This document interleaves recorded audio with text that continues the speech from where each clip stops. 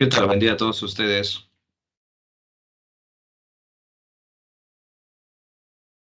¿Qué tal, Patricia? Buen día, Carol, buen día, Asmir, buen día, Brenda, buen día, Alexandra, buen día, Fabiana, buen día, Enzo. ¿Qué tal? Buen día a todos ustedes. Vamos a empezar entonces con la clase de hoy. En esta ocasión, ¿qué tal, Odit? Vamos a hablar sobre el realismo y también parte de lo que es el modernismo dentro de la literatura peruana, ¿no? ¿Qué tal, Martín? Buen día a todos ustedes. Como sabrán, hoy también es el examen de admisión, ¿no? Algunos de sus compañeros quizá también están postulando, ¿no? Sus compañeros también de otros módulos están postulando también. Hoy es el examen de admisión. Vamos a ver cómo les sale. Ojalá que todo salga bien. Bien, empezamos entonces. ¿Qué tal? ¿Qué tal, Casey? Buen día, Almendra. Hoy vamos a hablar sobre algunas características importantes de lo que es el realismo peruano, también parte de lo que es el modernismo, algunos aspectos importantes, ¿no? De estas dos manifestaciones literarias, ¿no?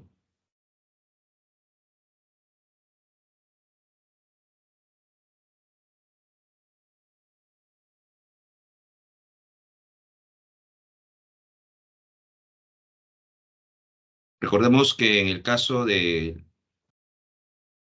la configuración de lo que es el realismo, esta producción del realismo se desarrolla en un contexto determinado.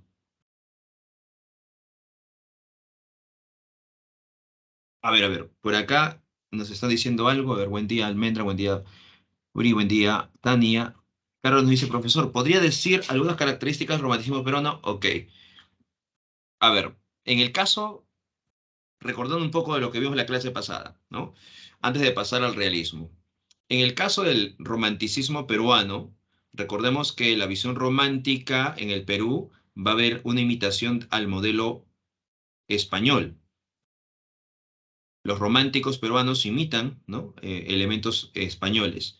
Hay subjetividad, recuerda que está vinculado a las emociones, ¿no? En la visión romántica, subjetividad, visión intimista, hay gusto por los elementos populares, gusto por la historia, y este gusto por la historia en el romanticismo se da de forma subjetiva. Cuando hablamos del gusto por lo popular, el gusto por la historia, podemos recordar, por ejemplo, las tradiciones peruanas, ¿no? Recuerda que en las tradiciones peruanas está este elemento del lenguaje coloquial, el uso de refranes, dichos populares, ¿no? El elemento ameno, ¿no? De las tradiciones. Y también este elemento de la historia, ¿no? La digresión histórica, recuerden en las tradiciones, que condensa, que genera un sentido de verosimilitud.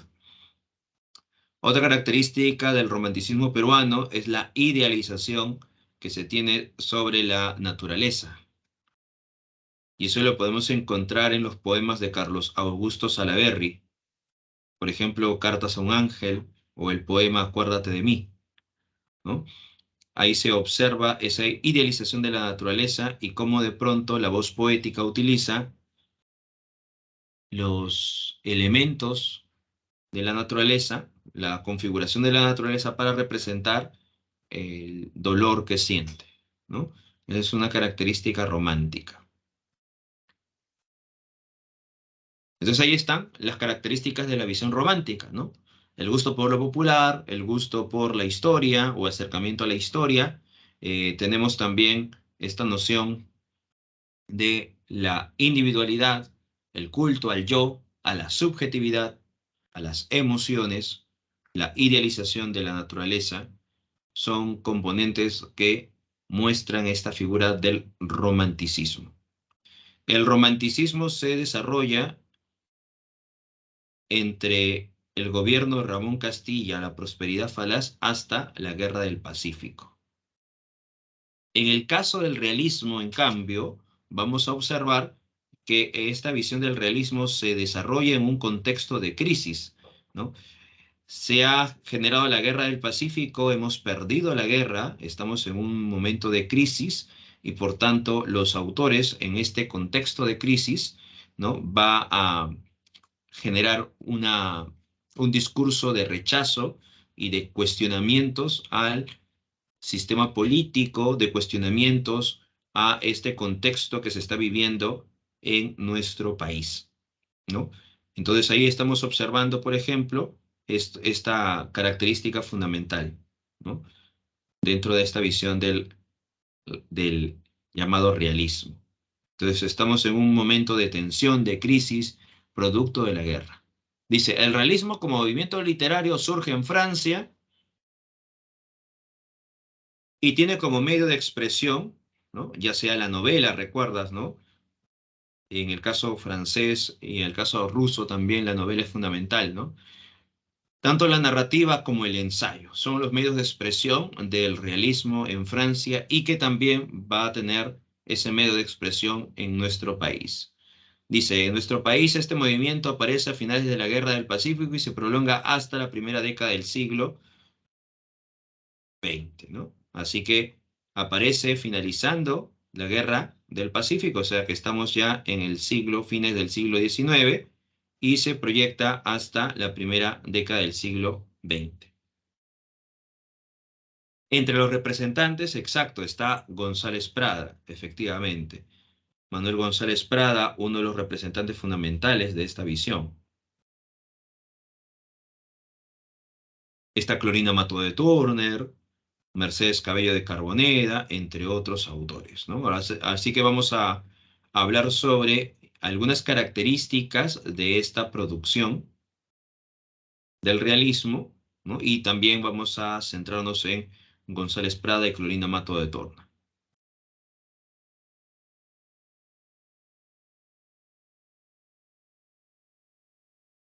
Recordemos entonces, el realismo europeo. Dice, se inició en Europa a mediados del siglo XIX, surgió como una reacción a la sensibilidad romántica. El realismo prefirió los personajes que vivían en un entorno social real.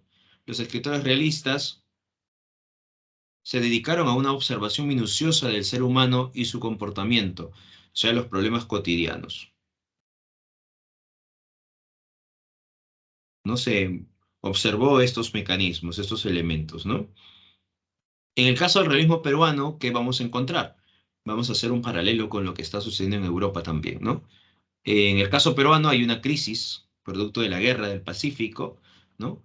Se desarrolla hasta fines del siglo XIX, dice, recibe una gran influencia del realismo francés y también va a recibir la influencia del positivismo. Ya recuerda eso, ¿no? Va a representar al positivismo, ¿no? Influencia del positivismo. Muestra interés por la realidad circundante, o sea, lo que está ocurriendo en ese instante, todo lo que está aconteciendo, lo que está ocurriendo, se va a utilizar para desarrollar en su producción literaria.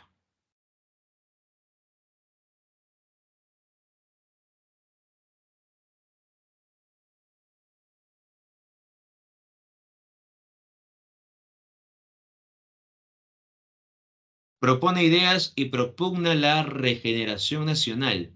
En una etapa de crisis, por tanto, se busca, ¿no?, cambiar de situación. Por eso que los autores van a presentar algunas ideas de cambio, ¿no? Unas ideas que busquen, ¿no?, estos componentes que logren cambiar, diferenciar estos mecanismos, ¿no?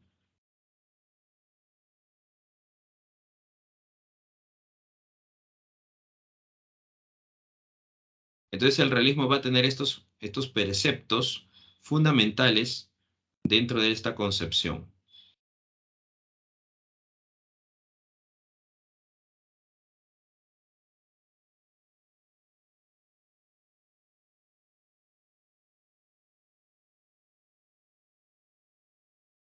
Vamos a seguir avanzando con las características de esta visión del realismo.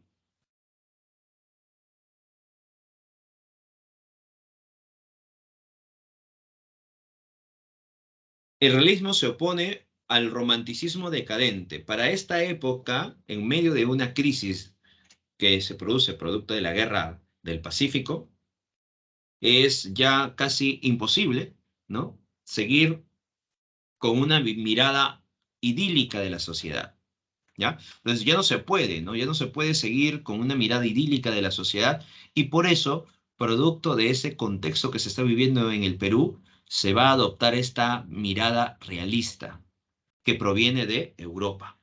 Recuerda que los europeos van a tener, en el caso de Francia, van a tener esa influencia, ¿ya? De los parámetros del positivismo. Recuerda que el positivismo es una manifestación de pensamiento, ¿no? Que le da mayor importancia a la ciencia.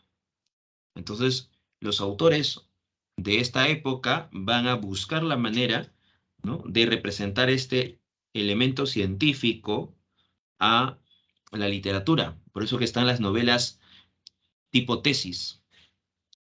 Entonces, esa noción que se tiene del positivismo va a influenciar a la literatura, tanto europea, de la época del realismo, como también a la literatura peruana de este contexto que estamos señalando.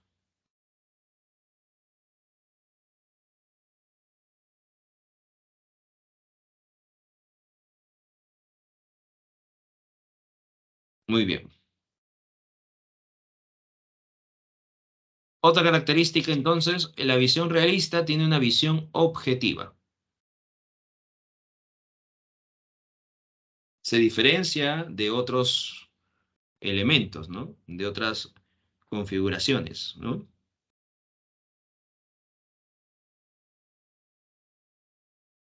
Aquí se tiene una visión objetiva, se aleja de la subjetividad, se plasma más bien este vínculo con la objetividad.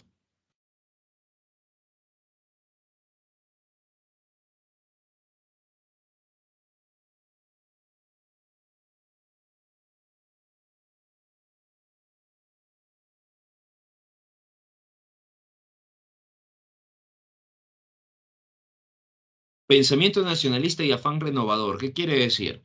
Que dentro de la visión del realismo va a haber un rechazo a los componentes extranjeros, entre ellos a lo español. Por eso que va a haber una visión anti-hispana, un rechazo a lo español, una visión anti-hispana.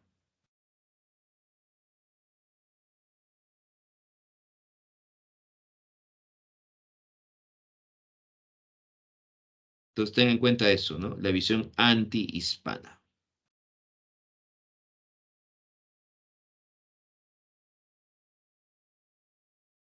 Un rechazo a los componentes españoles. Eso quiere decir que los autores de este periodo ya van a cuestionar la visión romántica. ¿Por qué? Porque recuerda que el romanticismo le da mayor importancia a esta imitación de modelo español, ¿no? Y en cambio, en el realismo, como hay un rechazo a los modelos españoles, un rechazo a la visión colonialista, entonces estamos observando que aquí, ¿no? Se va a desarrollar esa crítica, ¿no? A la falta de originalidad también, por ejemplo, ¿no? Por acá nos dice, sí, Brisa, sí estoy compartiendo pantalla. Ujú.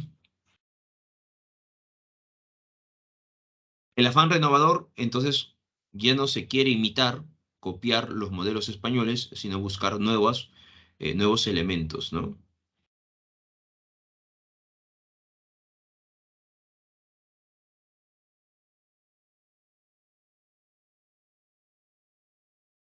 En el realismo se va a predominar el uso de la novela como también del ensayo. Novela y ensayo van a ser, ¿no? Los dos mecanismos que se va a utilizar para el desarrollo de esta producción. En la novela dice, se adaptaba mejor a la necesidad de observar y explicar la vida de las personas, ¿no? Eso es en el caso de la novela. La novela se adaptaba mejor a la necesidad de observar y explicar la vida, ¿no? De las personas. Y en el caso del ensayo, por ejemplo, propició una aguda reflexión crítica sobre la situación de postración del país. ¿No? Entonces, la novela y el ensayo van a tener estas representaciones.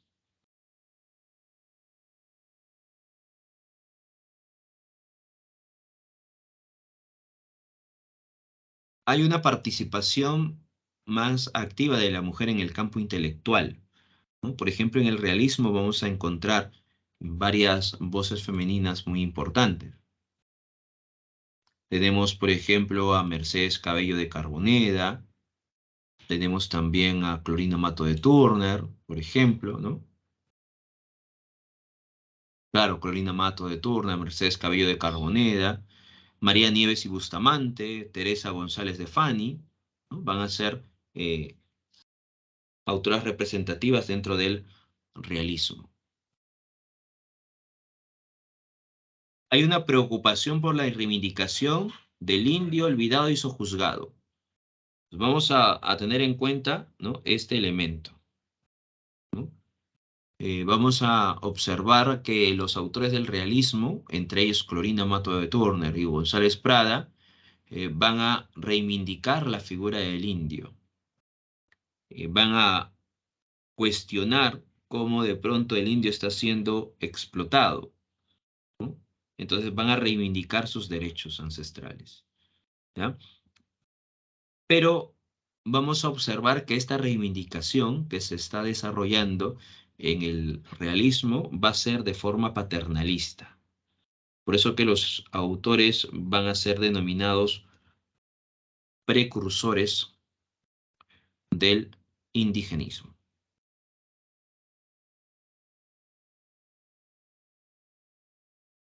Son considerados precursores, precursores del indigenismo.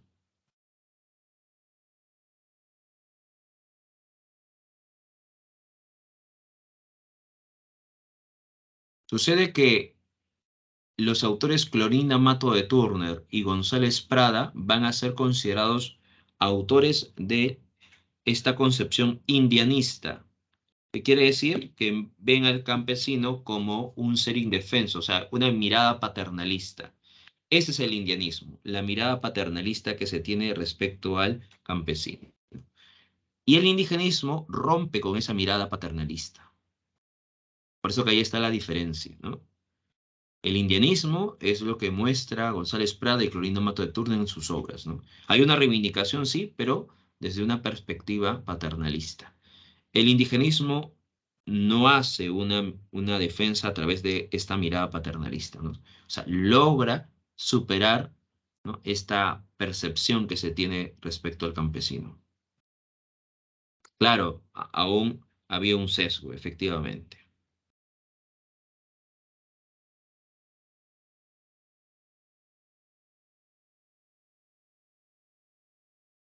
Eso todo son algunas características que estamos observando. También te das cuenta que en la literatura del realismo se va a utilizar, bueno, la novela, el ensayo, ¿ya?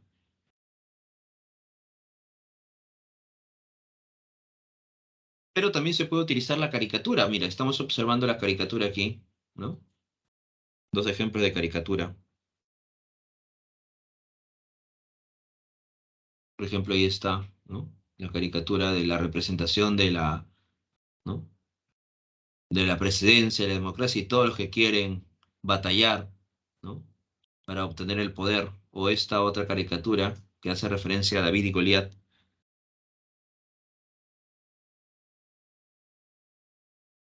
Y aquí está efectivamente Abelino Cáceres, Nicolás de Piérola, ¿no?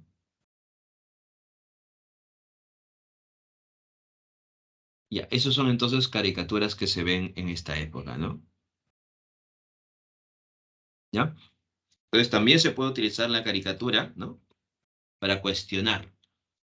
Vamos con las siguientes características. Miren, a reflexión sobre la problemática del país, ¿no?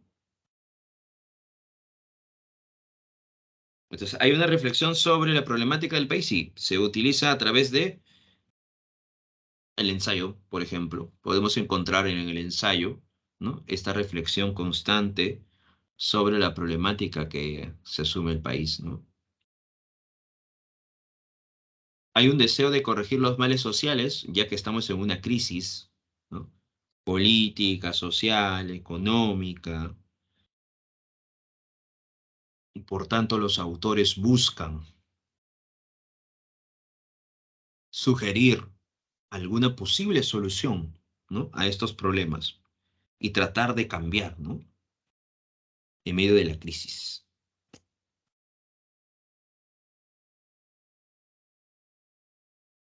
Otra característica, el radicalismo ideológico. Como les estaba mencionando, aquí está presente esta visión anti-hispana, o sea, hay un rechazo a los modelos españoles, ¿no? También vamos a encontrar una visión anti-chilena,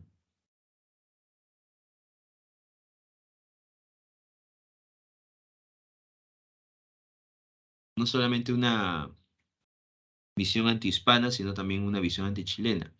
Entonces va a haber un nacionalismo agresivo, ¿no? Exacerbado, una visión revanchista incluso también. Aparte de esta visión antihispana, antichilena, también vamos a encontrar una mirada anticlerical.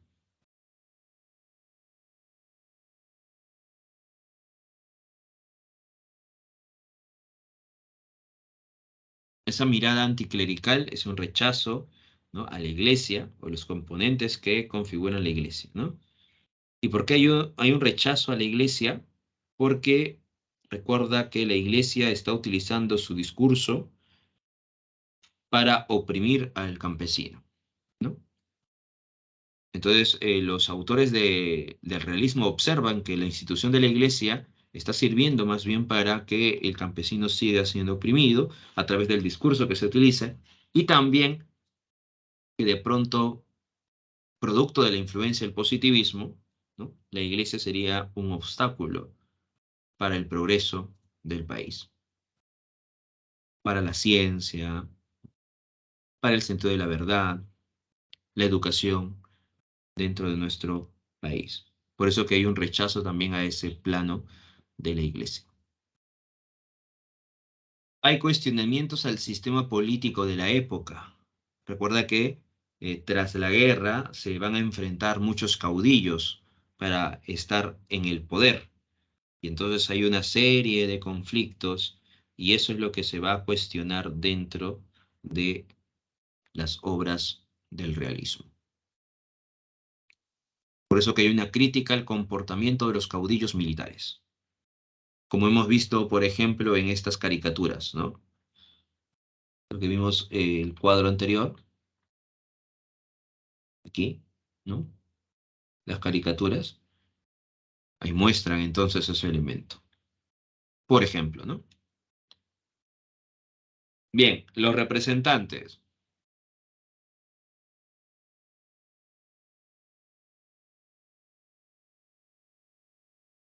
Tenemos, por ejemplo, a Mercedes Cabello de Carboneda, con su obra Blanca Sol.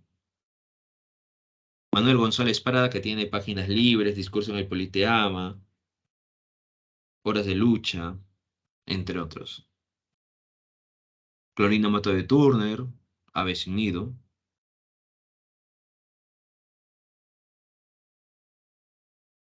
Tenemos a Abelardo Gamarra en la ciudad de Pelagatos.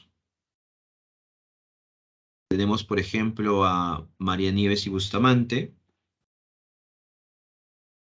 Jorge o el Hijo del Pueblo, o de pronto a Teresa González de Fani, Roque Moreno.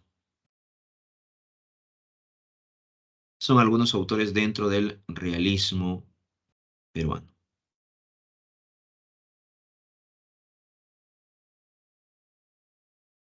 ¿Hasta aquí alguna pregunta, duda respecto a las características del realismo?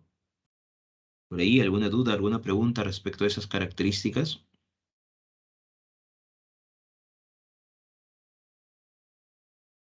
¿Todo ok?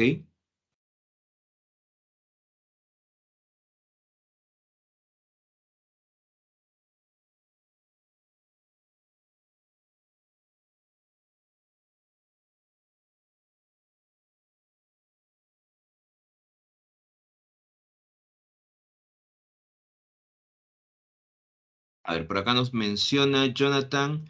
Ah, el uso de González Prada al momento de poner páginas libres con J, ¿no? Sí, hay un rechazo, ¿no? Hay un rechazo a esta, desde el plano lingüístico, ¿no? Hay una ortografía caprichosa que utiliza González Prada, ¿no? Y ese es un rechazo a los componentes hispánicos. Ujú. Lo que pasa es que González Prada quería que se desarrollara una cierta independencia en el plano del lenguaje, ¿no? Y que las normas lo ponga, ¿no?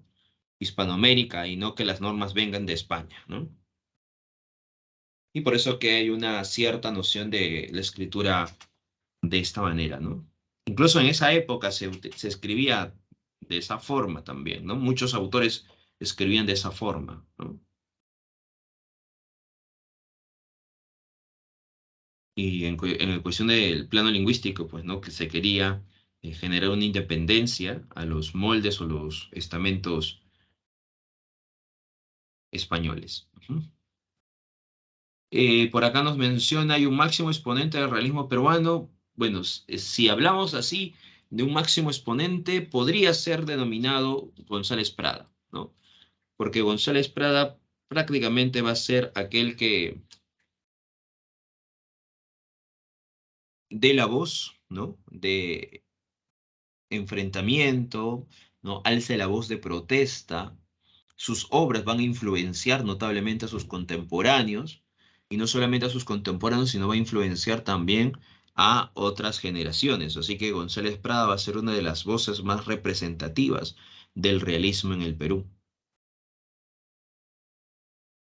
Por eso que dentro de todos los autores, quien debería ser el máximo exponente, ¿no? Sería eh, Manuel González Prada.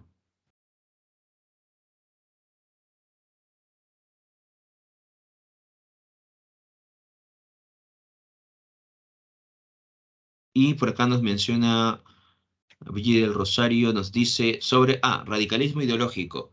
En el caso del radicalismo ideológico quiere decir que de pronto el realismo peruano va a tener una visión nacionalista, ¿no? De una forma muy agresiva, ¿no? Porque para los autores del realismo hay un rechazo a los componentes españoles. Por ejemplo, hay una visión anticolonial, antihispana, ¿no? Y ese es un radicalismo ideológico, ¿no? Porque se busca romper con España. Y también vamos a ver un revanchismo, porque el realismo peruano busca recuperar lo perdido en la Guerra del Pacífico. Por eso que hay una visión anti-chilena, ¿no? Y un rechazo a todo componente chileno. Y una visión revanchista también, ¿no?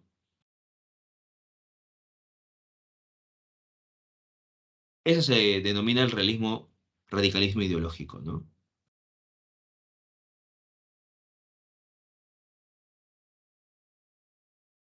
Entonces aquí vamos a observar también una visión pesimista, ¿no?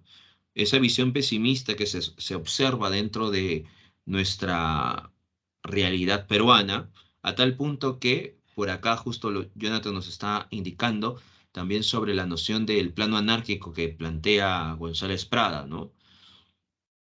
O sea, no hay una confianza en nuestros líderes de esa época.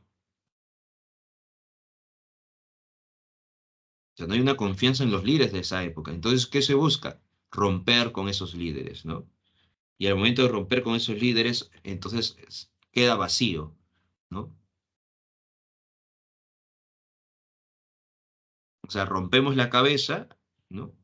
Y entonces el cuerpo queda inerte, ¿no? Y ante el cuerpo inerte que se desploma, de pronto se descompone, entonces en medio de las cenizas tendrá que surgir este nuevo cuerpo, ¿no? Que sería la juventud. Por eso que González Prada en su obra, en Discurso en el Politeama, recuerda que él plantea, ¿no? Los viejos a la tumba y los jóvenes a la obra, ¿no?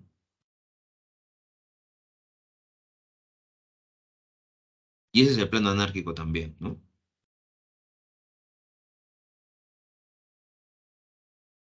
Al tener desconfianza del poder, ¿no?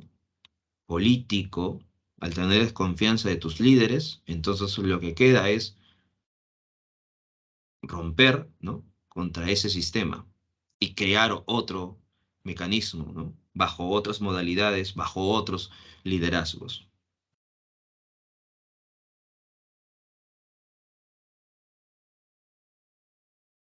A ver, por acá nos menciona qué técnicas usan descartando las españolas. Ah, en el caso, por ejemplo, de la poesía, González Prada busca alejarse de la métrica regular, de la métrica española, y va a insertar el plano rítmico francés y alemán. Por ejemplo, el triolet y el rondel. Trae consigo el triolet y el rondel en la poesía peruana, ¿no? Otro plano rítmico, otro sentido métrico que se va alejando a los componentes, ¿no? Que se va alejando a los componentes tradicionales de esa época, que sería lo español. Ujú.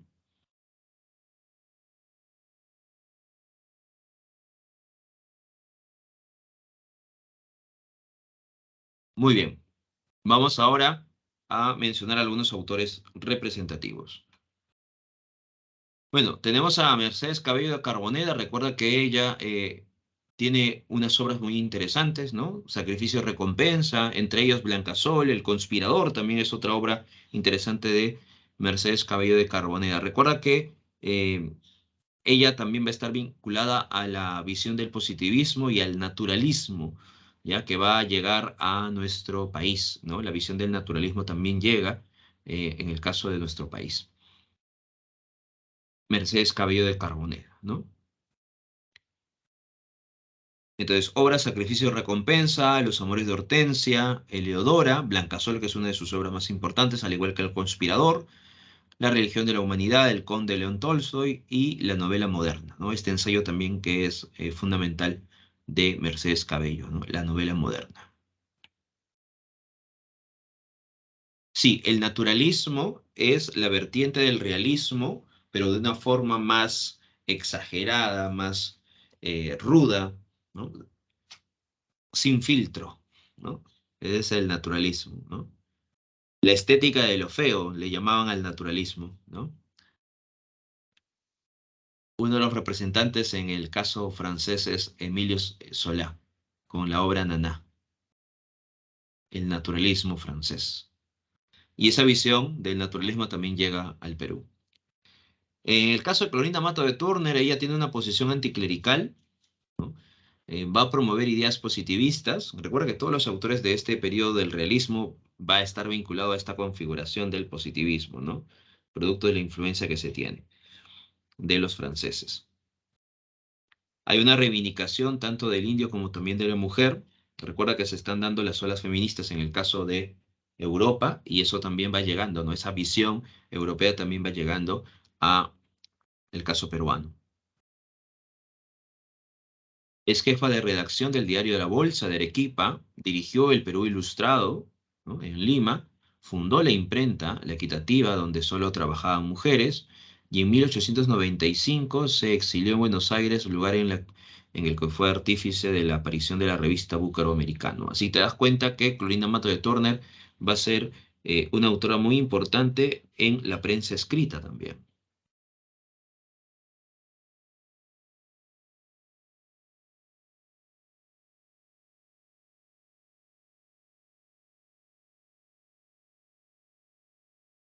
Florinda Mato de Turner, ella va a participar en cuestiones políticas, ¿ya? Ella, por ejemplo, va a apoyar a Abelino Cáceres, ¿no? Y producto de esta participación política, no quiere decir que sea partidaria, ¿no? Fundadora del partido de Cáceres, pero sí apoyaba abiertamente a Cáceres. Y en este contexto donde está el enfrentamiento entre Cáceres y Piérola, entonces los pierolistas, ¿no? Van a ir a la casa de Clorinda Mato de Turner y van a incendiar la casa de Clorinda Mato de Turner. O sea, van a querer matarla, ¿no? ¿Ya? Por suerte, Clorinda Mato de Turner no estaba presente ahí, ¿no? No estaba. Y la casa de Clorinda, pues, se quema, ¿no? ¿Ya? Por los partidarios de Piérola. Entonces, por ello, Clorinda Mato de Turner tiene temor, ¿no? Por su vida y decide exiliarse en Argentina. y se queda allá en Argentina, ¿no? Producto de estos con enfrentamientos entre los pirolistas y los caceristas.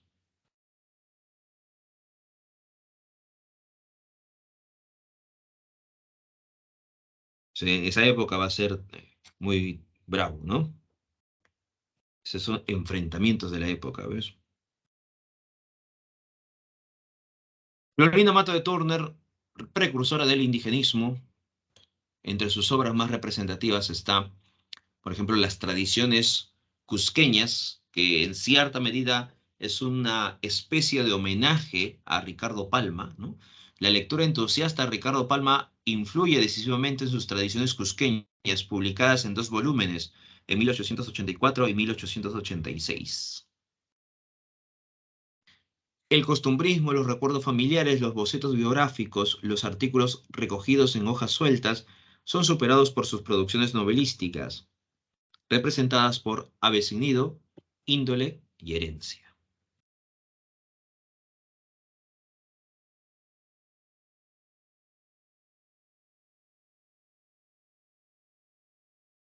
La literatura indianista se va liberando del elemento pintoresco de funciones sentimentales para convertirse en testimonio, en alegato reivindicador.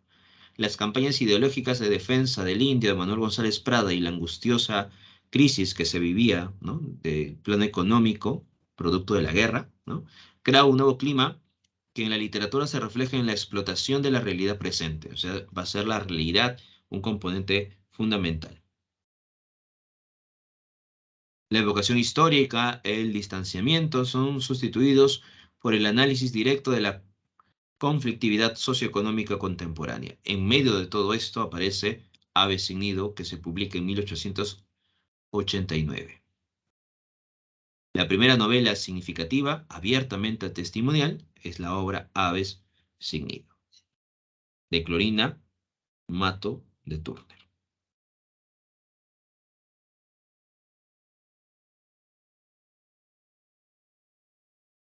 En Aves sin nido se muestra por primera vez al indio en su orfandad, no solo como personaje decorativo y pintoresco, sino como un ser vivo y humillado, ¿no? Por estos elementos del poder. Florinda Mato de Turner va a tener influencia de González Prada. González Prada en el discurso en el Politeama, él mencionaba, por ejemplo, que hay una trinidad embrutecedora del indio, ¿no? González Prada señalaba eso, ¿no? La trinidad embrutecedora del indio, que era el cura, el juez de paz y el gobernador, ¿no? Para González Prada, ahí estaba la concepción de la trinidad embrutecedora del indio. Entonces, ¿qué hace Clorinda Mato de Turner? Utiliza, ¿no? Estos componentes, muestra estos componentes, ¿no? Y lo va a reflejar en su obra, en Ave sin nido. Por eso que en Ave sin nido está el cura, el gobernador que sería el alcalde, y en vez del juez de paz pone a los llamados notables, ¿no? Las personas de clase alta. Entonces se nutre de la propuesta de González Prada al cuestionar, ¿no? Estos elementos del poder. Dice, la novela es a la vez una narración y una denuncia centrada en el clero representado por el cura y el obispo abusivo. Sin embargo, presenta una visión paternalista, es decir, la redención de los indios requiere de la protección de los blancos o criollos instruidos. El discurso protector y cristiano es representado por la señora Lucía Marín, quien llama a la redención moral incluso al cura del pueblo.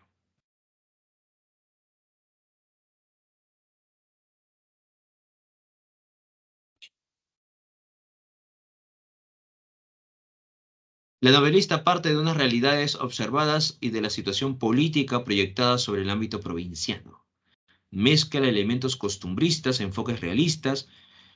Y aquí vamos a encontrar que Ave sin nido, a pesar de ser una obra realista, todavía tiene rezagos, ya todavía tiene rezagos de un elemento romántico. O sea, todavía hay rezagos de esta configuración romántica en el caso de la obra. Ahora, ¿por qué decimos eso, no? ¿Por qué decimos que aún encontramos rezagos?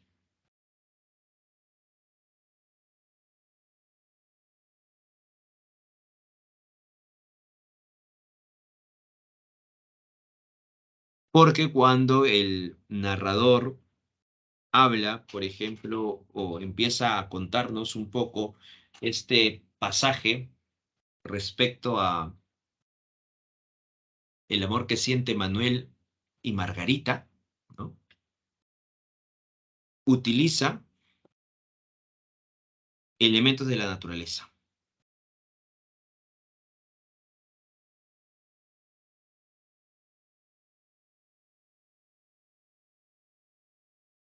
Por eso que hay todavía un rezago de los componentes del romanticismo.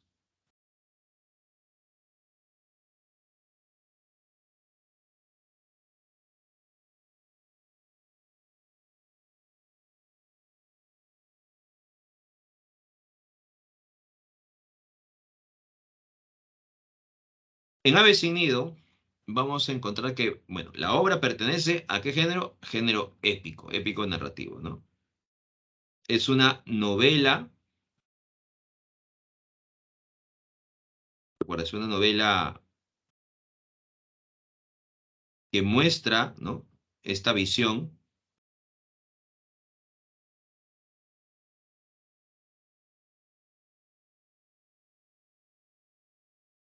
cómo de pronto se está explotando, ¿no? Al campesino. Está ambientada en Quilla, ¿ya? La ciudad, bueno, el pueblo de Quilla.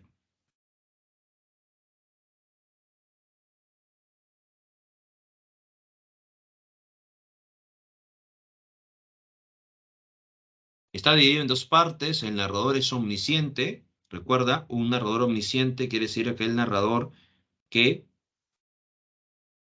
lo sabe todo, sabe pasado, presente, sabe futuro, ¿no? Sabe lo que siente y lo que piensan los personajes. Ese es el narrador omnisciente.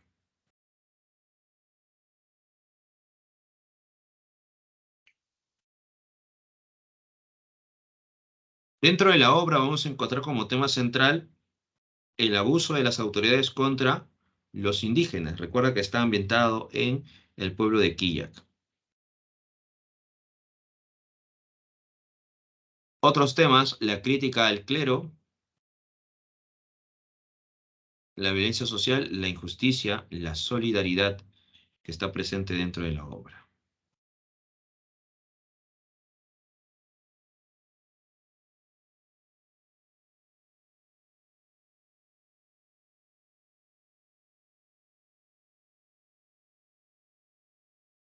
En la obra vamos a encontrar la representación de los opresores, los oprimidos, los protectores. Con relación a los oprimidos, están los personajes Juan y Marcela, la familia Yupanqui, y las hijas Margarita y Rosalía.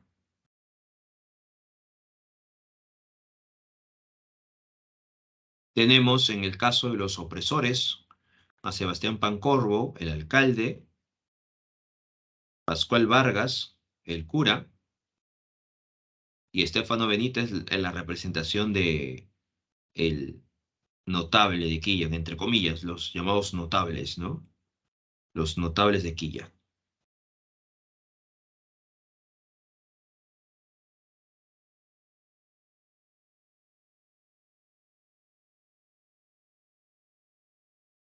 En el caso de los protectores, los que van a ayudar a la familia Yupanqui, ¿no?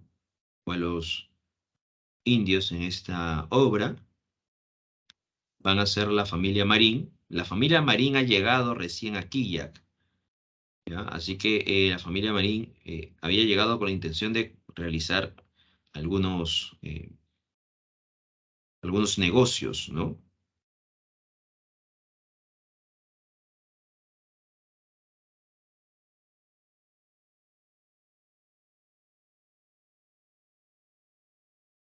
Y tenemos a Manuel, que es hijo de Petrolina Hinojosa. Ella se ha casado con Sebastián Pancorbo, o sea, con el alcalde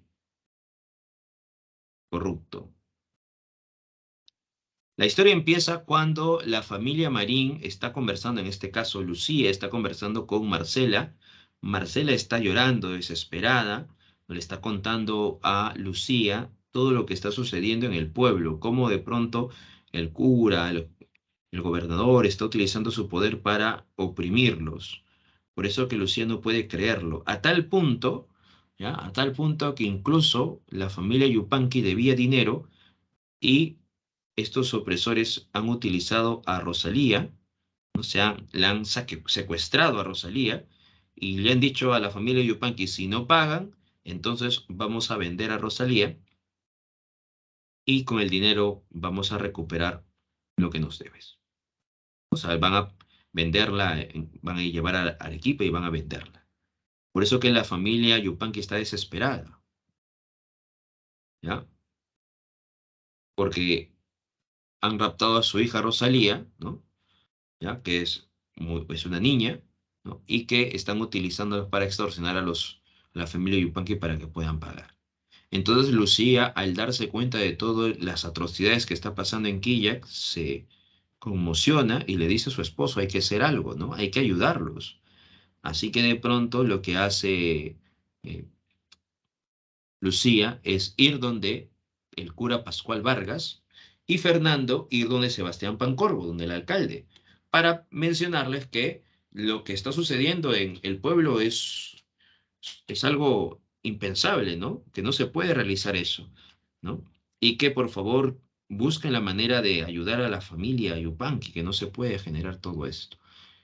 Lucía va con la intención de decirle a Pascual Vargas que por favor el dinero que debe, que lo pueda de pronto dar más plazo o que se apiade de esta familia que no tiene mucho dinero, ¿no? Ya que Dios ha realizado siempre estos buenos actos, ¿no?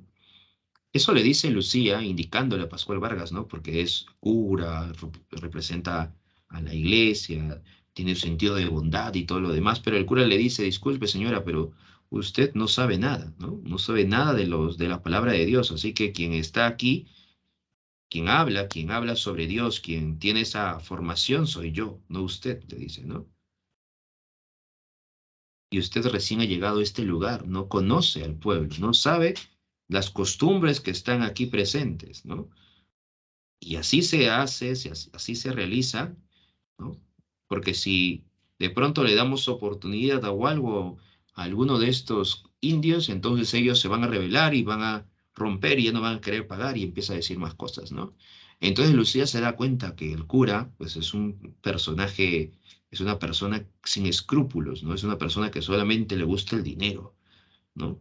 Lo mismo pasa con Sebastián Pancorbo, el esposo de Lucía va donde Fernando, ¿no?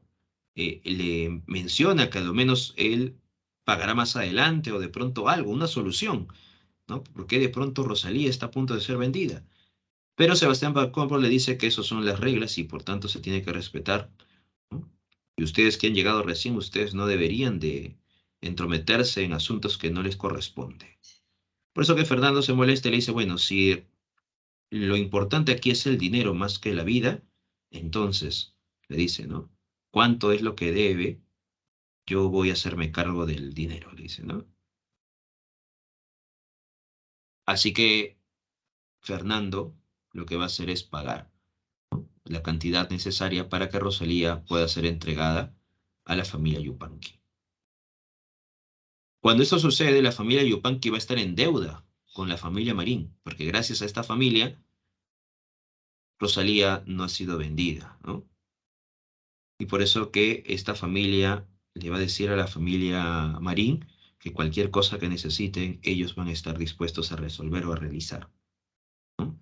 Lucía y Fernando se maravillan al ver a Margarita y Rosalía, ¿no? Y además señalan que en algún momento, ¿no? Pueden sus hijas ir a su casa para que puedan ser educadas en todo caso, ¿no? Como si fuesen sus padrinos, ¿no? Fernando y Lucía fueron los padrinos de Margarita y Rosalía. La familia Yupanqui, los esposos se sienten agradecidos por la bondad de estas personas.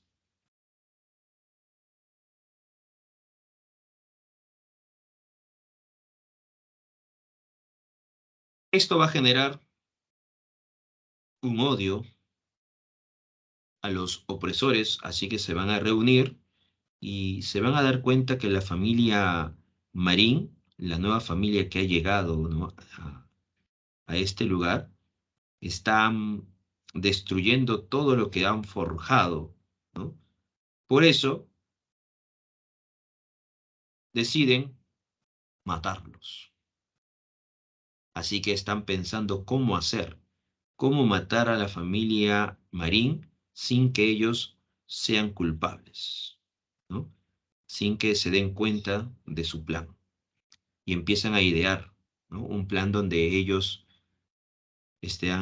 puedan estar libres, ¿no? Cuando se den investigaciones. En medio de esta búsqueda, empiezan a decir, ¿por qué no de pronto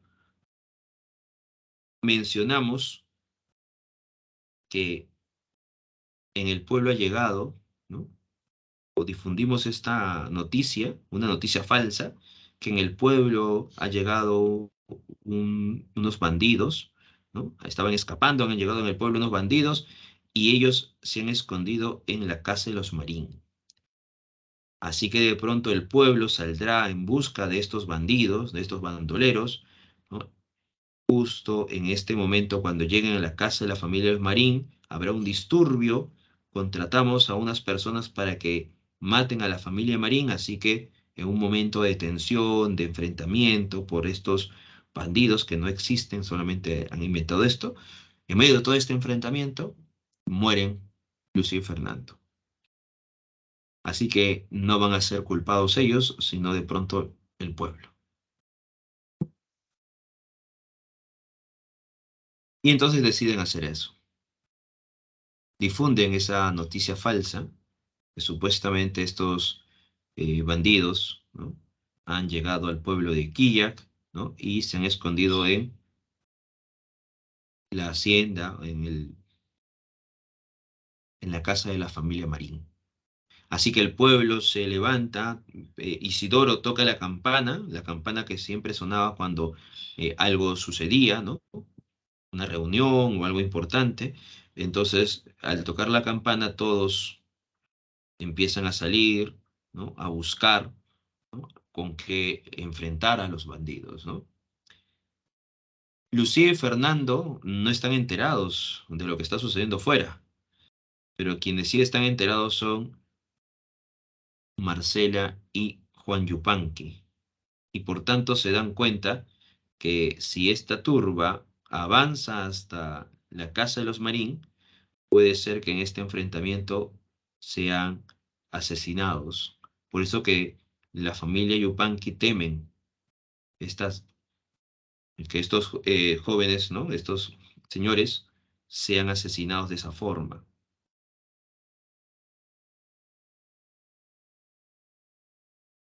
Así que van corriendo desesperadamente Juan y Marcela para impedir que esta turba llegue hasta la casa de los Marín o que de pronto ellos lleguen a la casa de los Marín y le digan a esta familia que por favor se huyan o se escondan, ¿no?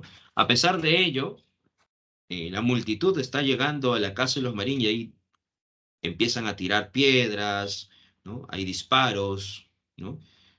Marcela impide de pronto el avance, al igual que Juan Yupanqui, indicándole que no hay ningún asesino, que no hay ningún bandolero. Para ese momento Manuel estaba también camino, ¿no? A su casa y como ve esta turba, busca decir a todos ellos que no hay tal cosa, ¿no? Que es una falsa alarma, pero nadie le hace caso.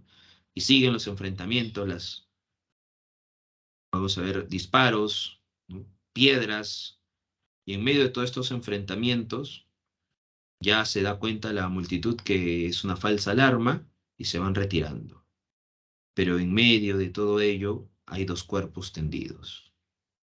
Uno, que es de Juan, Juan Yupanqui, que prácticamente ha muerto al instante, ¿no? Y el otro cuerpo que está tendido es de Marcela, que está gravemente herida. Así que de pronto Lucía y Fernando buscan ayuda a un médico para que puedan salvar a Marcela, pero el médico se da cuenta que ya no es posible salvarla. Así que está en los momentos de agonía, Marcela. Lucía y Fernando están tristes, ¿no? Porque gracias a la familia Yupanqui, ellos lograron sobrevivir, así que de pronto Marcela llora, ¿no? Porque no sabe ahora con quién se quedarán sus hijas Margarita y Rosalía.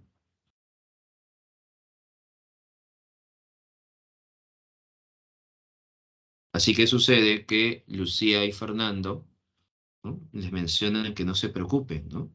Que Margarita y Rosalía estarán bien cuidadas.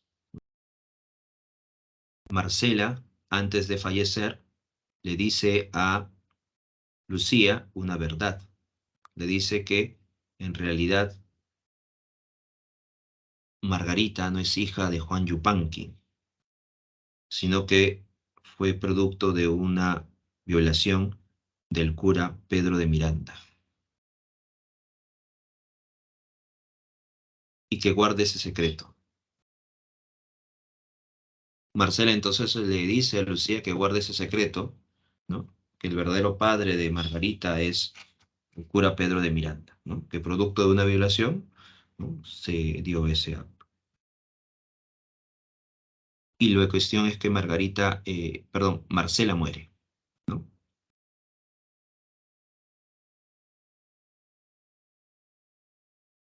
Tras la muerte de Marcela, Lucía y Fernando están tristes, ¿no? Por esta muerte, y Lucía menciona el título, ¿no? De la obra, ¿no? Son aves sin nidos, ¿no? Ujú. Por eso que dice, pobre estas criaturas, pobres aves sin nido, dice Lucía, ¿no? A Fernando, ¿no? Así que Fernando, hay que hacer algo, ¿no? Hay que cuidarlas. Es nuestro deber, dice, ¿no? Protegerlas y cuidarlas. Así que Fernando asiente, ¿no? Así que van a proteger y cuidar a Margarita y a Rosalía como si fuesen sus hijas. De ahí proviene el nombre, pues, ¿no? Aves sin nido. Ajá. Manuel, que ha llegado a la casa de la familia Marín, pide, ¿no? Una disculpa por todo lo que ha ocurrido, ¿no? Eh, Da su palabra que va a investigar la causa de todo esto y que va a llevar a la cárcel a los culpables, dice eso Manuel, ¿no?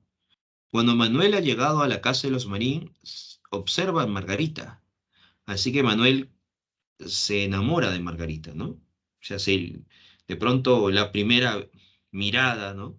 Le impresiona a Margarita y de pronto Manuel intenta frecuentar la casa de, frecuentar la casa de la familia Marín, ¿no? Con la intención de estar siempre cerca de Margarita.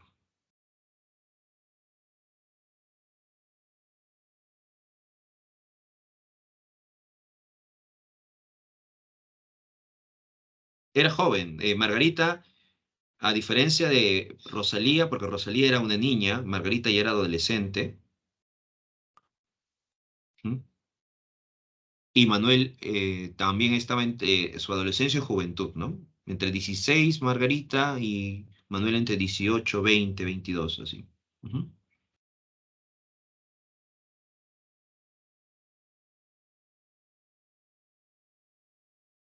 Así que Manuel está investigando, ¿no? Cómo así ha surgido todo este acto del enfrentamiento en la casa de los Marín, y en medio de la investigación descubre, ¿no? Que todo esto ha sido planeado por los que ya hemos mencionado, Sebastián Pancorbo, Pascual Vargas y lo demás, ¿no? Para este caso, para este momento, Pascual Vargas ha muerto ya, ¿no? Tenía una enfermedad, Pascual Vargas, y en un momento determinado colapsa, ¿no? Sebastián Pancorbo es todavía alcalde, así que de pronto Manuel le dice a Sebastián Pancorbo, ¿no? Padre, es mejor que dimitas el cargo para que baje su sentencia, porque si tú sigues siendo alcalde, la sentencia va a ser más grave, ¿no? Es lo único que puedo yo hacer, le dice, ¿no? Porque recuerda que Manuel sabe que Sebastián Pancorbo, ¿no? Es el culpable. Recuerda que Sebastián Pancorbo es esposo de Petrolina Hinojosa. Por eso que Manuel le dice eso, ¿no? Padre, lo único que puedo hacer, ¿no? Le respeto mucho, lo quiero, así que lo único que puedo hacer es eso, aconsejarlo, ¿no? Le puedo aconsejar que dimita el cargo para que su pena pueda bajar. Así que Sebastián le abraza, le dice gracias, hijo mío, ¿no? Y entonces va a hacer lo que Manuel le ha mencionado, ¿no? Sigue las investigaciones, ¿no? Pero de pronto deciden echarle la culpa a un campesino, a Isidoro, se llama así, el campesino.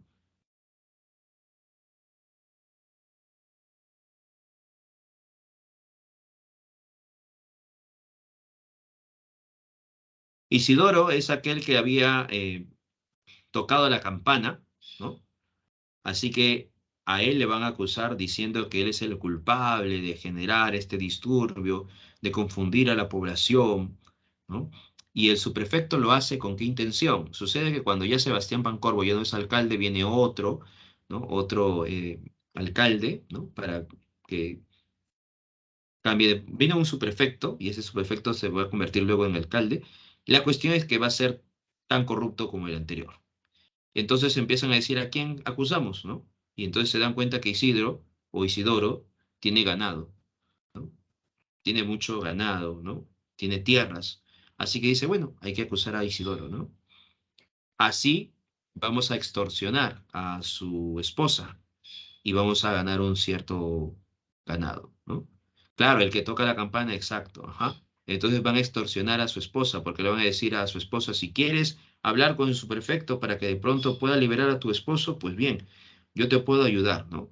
Pero necesito que me ayudes en algo, ¿no? El superfecto, tú sabes que le gusta de pronto comer muy bien, ¿no? Vamos a ofrecerle un carnero para el superfecto, otro para su secretario y otro para de pronto la persona que va a estar escribiendo, ¿no? Entonces le da, ¿no?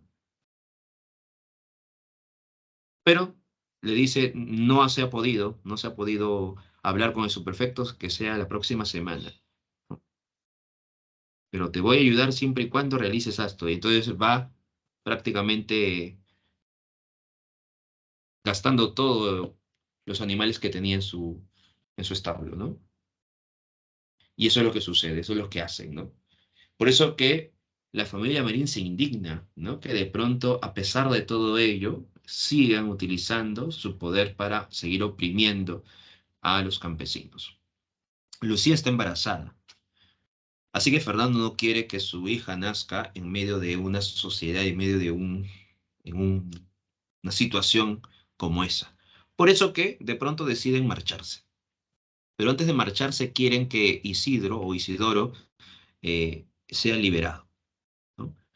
Por eso que le dice a Manuel, ¿no? Las intenciones, ¿no? De marcharse, ¿no? Y que por favor ayude a Isidro o a Isidoro. Y entonces Manuel menciona que sí, va a hacer lo posible para liberarlo. La familia Marín va a hacer un banquete de despedida, donde van a estar todos los notables de Quilla, el subprefecto, ¿no? El cura, el nuevo obispo, etcétera. Lo hace esa intención el Fernando para liberar a Isidoro Champi, ¿no? Así que de pronto cuando realiza este banquete señala, ¿no?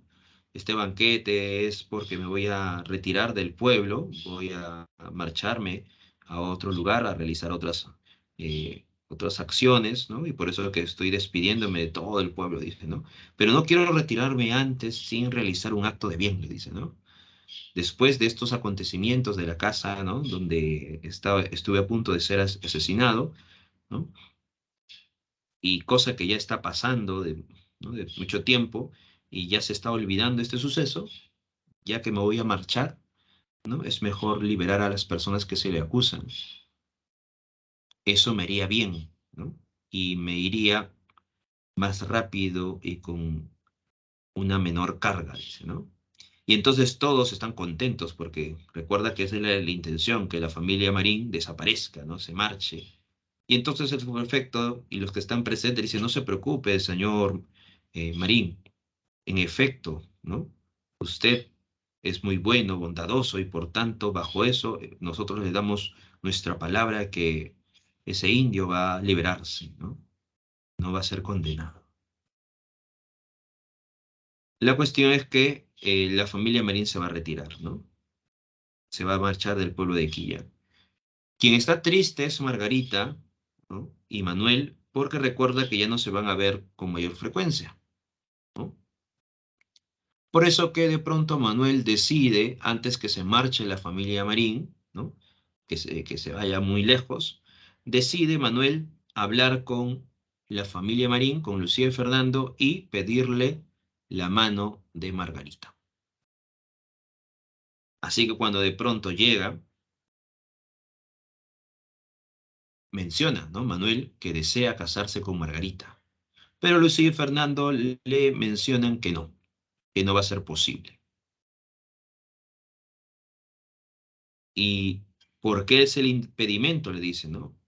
Porque tú eres hijo de Sebastián Pancorbo, eres el hijo del causante de la muerte de la familia Yupanqui, y no podemos hacer eso, ¿no? En honor a esta familia, ¿no? No podemos, dice, ¿no? Lo siento, le dice, ¿no? Pero nosotros habíamos indicado, ¿no? En honor a la familia, recuerda, en honor a los que le salvaron, Juan y Marcelo, que íbamos a cuidar de Margarita y vamos a cuidar de Rosalía. Sabemos que eres una persona muy bondadosa, ¿no? Pero no podemos aceptar eso. Entonces Manuel entiende, ¿no? Y le dice, bueno, si es así, voy a decirles algo, ¿no? Hay un secreto en mi familia. En realidad, yo no soy hijo de Sebastián Pancorbo. Mi madre Petrolina, Hinojosa, logró estar con Sebastián Pancorbo y agradezco a Sebastián Pancorbo que me dio su apellido, ¿no? En realidad mi verdadero padre es el cura Pedro de Miranda. Obviamente, y aquí menciona, ¿no? Que eso era un secreto, ¿no? Sucede que Petrolina Hinojosa también fue ultrajada por el cura Pedro de Miranda y producto de este ultraje nació Manuel. Y cuando Manuel dice entonces mi padre es el cura Pedro de Miranda, Lucía y Fernando se quedan sorprendidos aún más y le dicen, eso es imposible, ¿no? Qué desgracia ha sucedido. Y entonces los dos no pueden saber. Margarita y Manuel dicen, pero ¿qué pasa? No entiendo qué es lo que sucede. Y entonces Lucía y Fernando tienen que decir la verdad. Lo que pasa, jóvenes, es que ustedes son hermanos. Son hijos del cura Pedro de Miranda. Así que Margarita llora en los brazos de Lucía y Manuel se queda sorprendido al lado de Fernando. Así finaliza entonces Ave sin nido de Clorinda Mato de Turner.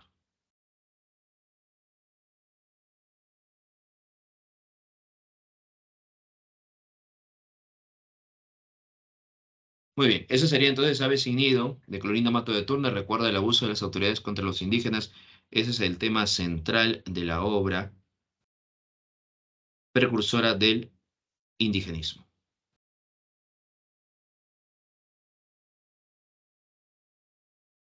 Preguntas, dudas, a ver por acá. ¿Alguna pregunta? Sí, así termina, Jonathan, cuando los dos se enteran que son hermanos.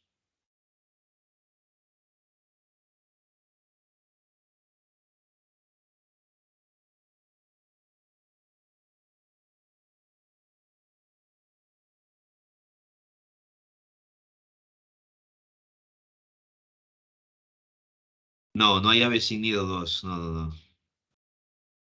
Florinda Mato de Turno no escribió la segunda parte, ¿no? Que hubiera eso pasado, ¿no? La segunda parte, ¿no?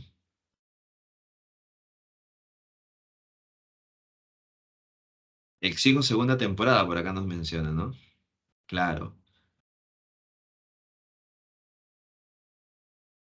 Creo que, si no me equivoco, había una telenovela que intentó realizar Ave sin nido, obviamente con diferentes personajes, diferentes circunstancias, tramas, pero la esencia era casi la misma. No recuerdo cuál, pero igual fue un fracaso, ¿no?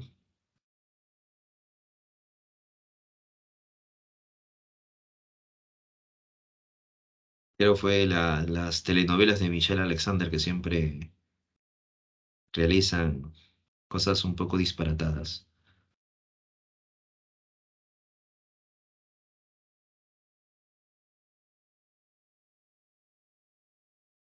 A ver, por acá nos dice, ¿qué nos menciona por acá, Carol? La diferencia entre el indigenismo y el indianismo. Ok, a ver, en el caso del indianismo, recuerda que el indianismo nos plantea esta reivindicación del indio, pero de forma paternalista, ¿ya? Esa es la configuración del indianismo, ver al campesino desde una visión paternalista. En el caso del indigenismo, logra superar esa visión indianista y ya no se ve al indio como un ser oprimido, relegado, menospreciado o un ser que no puede valerse por sí mismo. En el indigenismo se observa a un campesino que se enfrenta a las autoridades, que lucha, que no necesita de intermediarios.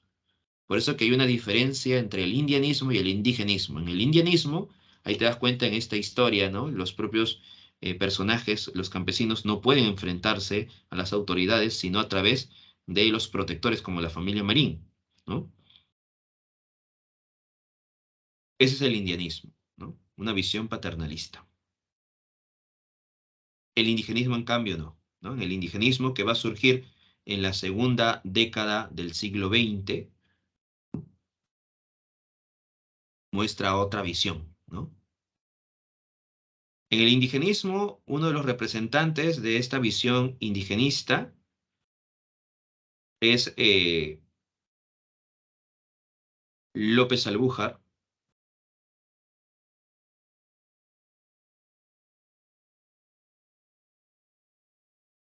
con Cuentos Andinos. Cuentos Andinos de López Albújar. Es el iniciador del indigenismo en el Perú.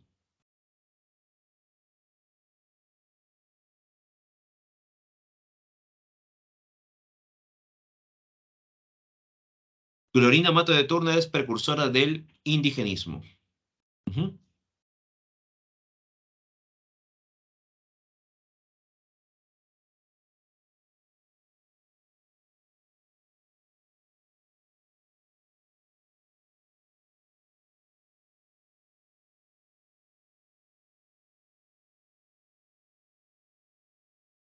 Sí, Clorinda Mato de Turner es precursora.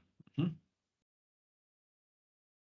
Y González Prada. Ambos son considerados precursores del indigenismo. González Prada y Clorinda Mato de Turner, ¿no? Aquí tenemos un pequeño fragmento de Aves sin nido, ¿no? Acá también el planteamiento pedagógico que se plantea en el caso de Aves sin nido, la explotación, ¿no? En Aves sin nido, el fragmento que nos muestra la explotación. Y ahora vamos a González Prada. Manuel González Prada, vamos a mencionar algunos aspectos, ¿no? De su producción literaria.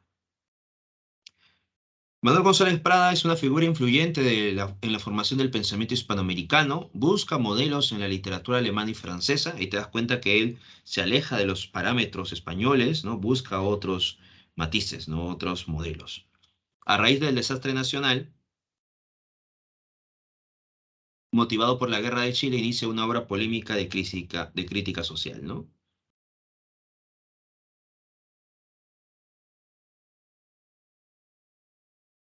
Funda el Círculo Literario, que luego será el Partido Unión Nacional. González Prada entonces va a ser uno de los líderes, ¿no? Recuerda que es el líder de la visión del realismo.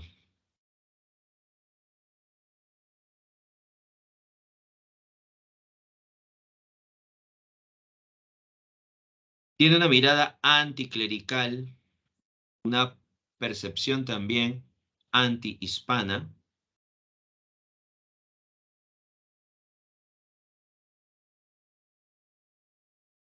Enjuicia, dice, duramente las anomalías de la sociedad peruana, las características de González Prada, ¿no? Él va a mostrarnos, ¿no? Desde su percepción, desde su mirada, una crítica contundente, ¿no? A la crisis que se está viviendo en el Perú en esa época. Ataca la indolencia, la corrupción y la falsedad en el arte y también en la política. Por eso que él cuestiona, ¿no? La falta de originalidad en la literatura, por ejemplo, ¿no? Es considerado precursor del indigenismo y también considerado, ¿ya?, precursor del modernismo. Es considerado precursor del indigenismo a través de sus ensayos, algunos artículos que habla sobre el indio, y precursor del modernismo a través de la poesía, ¿ya? Porque él recuerda que inserta el trío, el rondel, entonces por ello va a ser considerado precursor del modernismo porque nos muestra nuevas herramientas poéticas.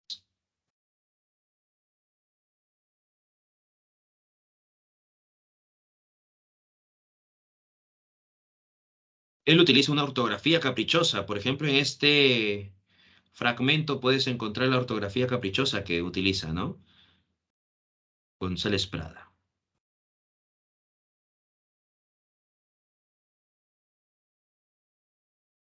La ortografía caprichosa, ¿no?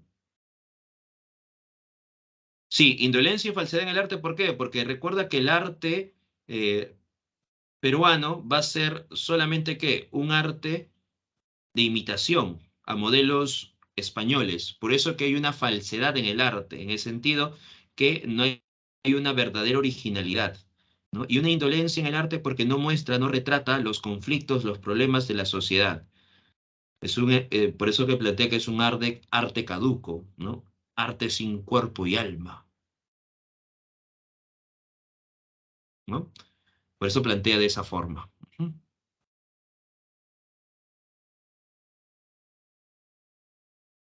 Arte que escapa o un arte de escapismo de la realidad, ¿no? A eso plantea de la visión romántica, ¿no? O sea, cuestiona esa visión romántica.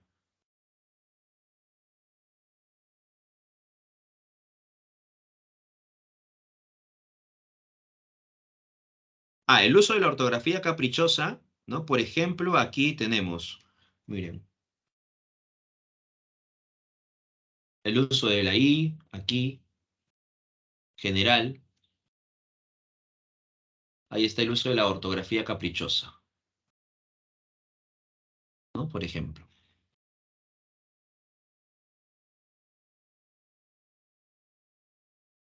O sea, que no va a respetar las reglas, las normas españolas, ¿no? En el lenguaje, ¿no? Sino a través del plano fonético.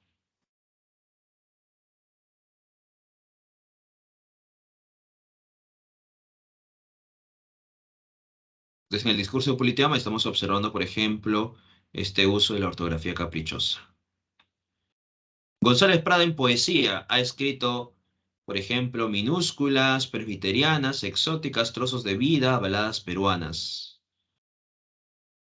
Epigrama, también ha escrito González Prada. Mira, acá tenemos el epigrama que utiliza una mirada anticlerical, ¿no? O sea, un rechazo a la iglesia, pero de forma satírica, ¿no? Un marrano y Fray Antonio comen juntos en un plato. Vive Dios que necesita ser muy puerco el tal marrano. Ahí está el epigrama. Y te das cuenta que se está burlando, ¿no? No del marrano en sí, sino hay una crítica a Fray Antonio, ¿no? Como poeta rompió con la tradición española de nuestro romanticismo al importar formas, estrofas y contenido de la poesía francesa y también alemana. Introduce el rondel francés con su variante el triolet.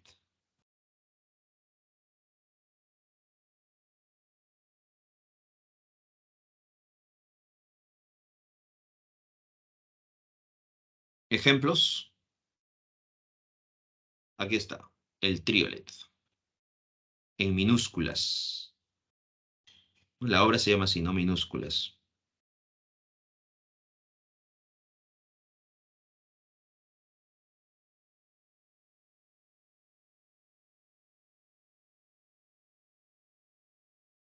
Recuerda que este rechazo a la figura del clero está vinculado a la visión positivista, mayor importancia a la ciencia, lo que habíamos mencionado, ¿no? La iglesia o la institución de la iglesia oprimía al campesino a través de su discurso y también utilizaba, ¿no? Una cierta, el poder que tenía la iglesia en el Perú, ¿no? Generaba también un cierto retraso, ¿no? De los avances científicos, de la concepción positivista. Por eso que tenía un rechazo a la visión clerical.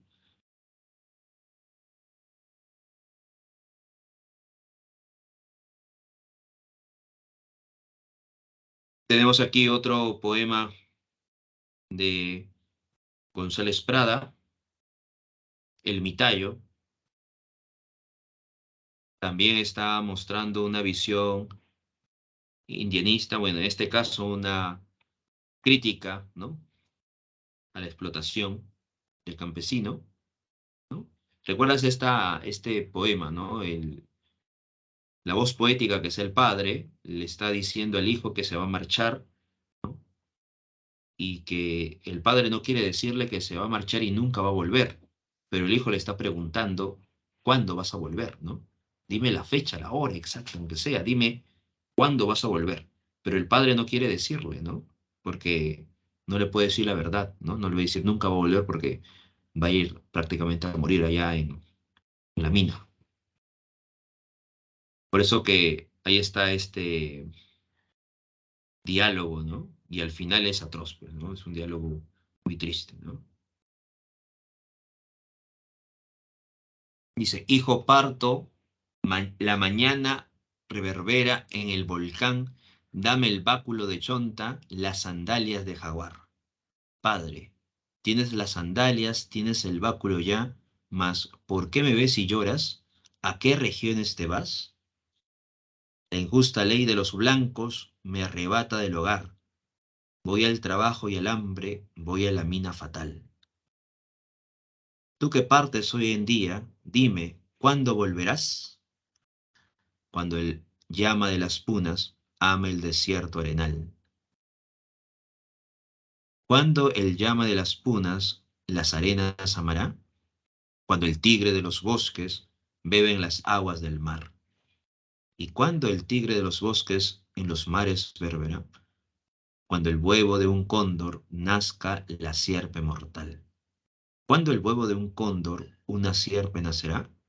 Cuando el pecho de los blancos se conmueva de piedad. Cuando el pecho de los blancos piadoso y tierno será.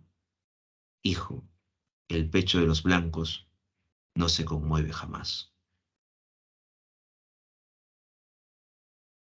Por eso que le está diciendo que nunca más va a volver, ¿no? El Mitayo, de González Prada.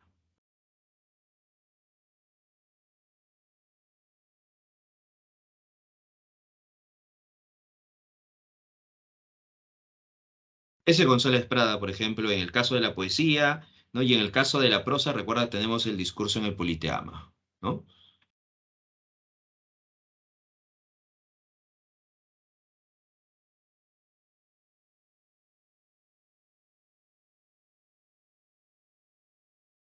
Recuerda que en el caso de la prosa, en los ensayos, podemos encontrar el discurso en el Politeama, denunció la explotación del indio y defendió la reivindicación de sus ancestros o ancestrales derechos. En 1904, afirmaba que el indio se redimirá merced a su esfuerzo propio, no por la humanización de sus opresores. En conferencia en el Ateneo de Lima, denuncia a los que en nuestro país continúan con la poesía y la prosa caduca, o sea, la falta visión original que se tiene en nuestra literatura. En obras como Horas de Lucha o Páginas Libres, plantea la participación de indígenas y mujeres en el destino del país. Esas son las obras de González Prada. Páginas libres. Aquí se encuentra el artículo Propaganda y Ataque, ¿no? En 1894. Horas de lucha, 1908, sobresale el artículo Nuestros indios. Bajo el oprobio, anarquía, el tonel de Diógenes, donde sobresale el amigo Braulio. Y figuras y figurones,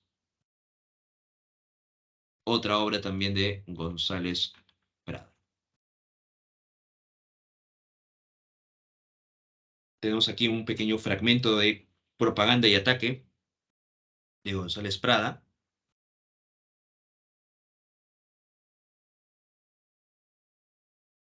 Por ahí había mencionado uno de sus compañeros esta frase, ¿no?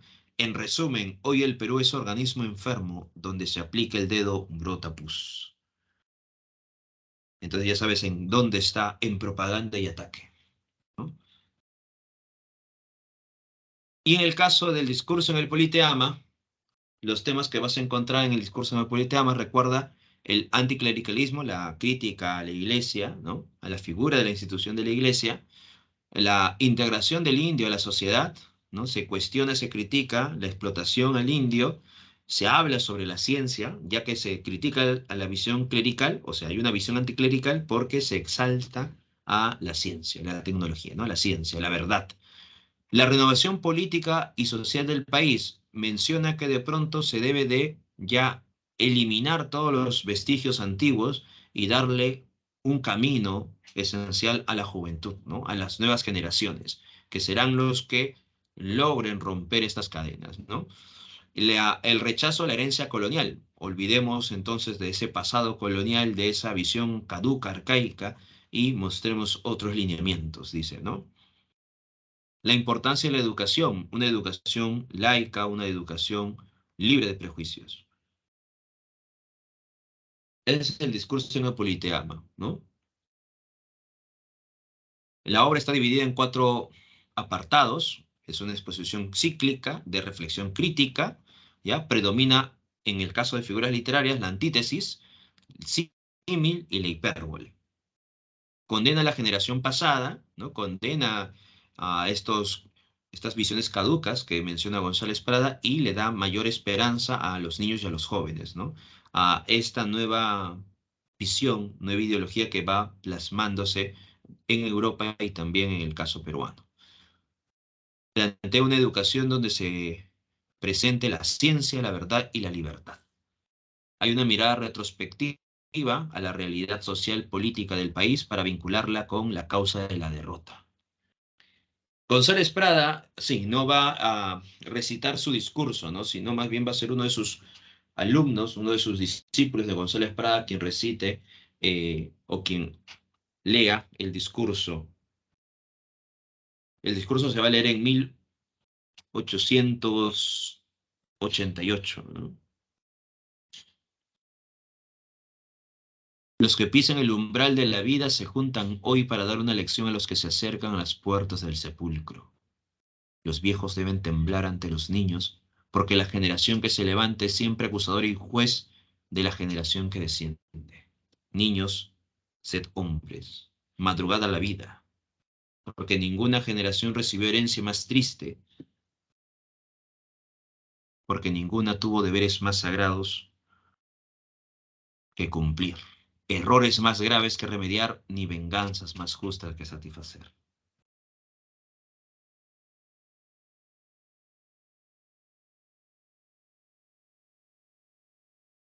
Ahí está entonces la primera parte del discurso en el Politeama. Bien, hasta aquí, preguntas, dudas.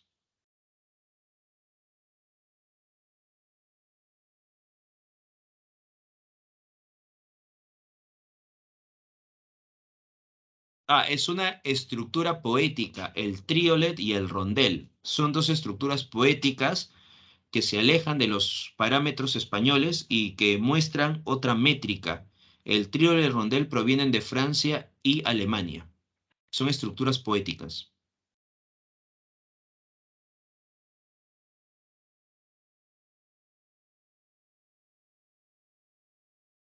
Triolet y el rondel.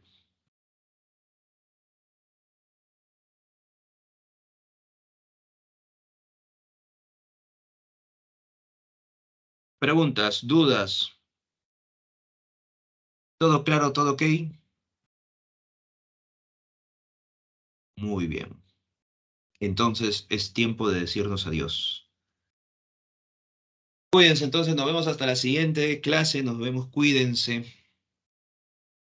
Vamos a ver cómo van los resultados del examen de admisión de San Marcos para ver los solucionarios también, ¿no? Muy bien, cuídense. Buen día para todos ustedes. Buen fin de semana para todos ustedes. Esperemos buenas noticias en el transcurso de estos días.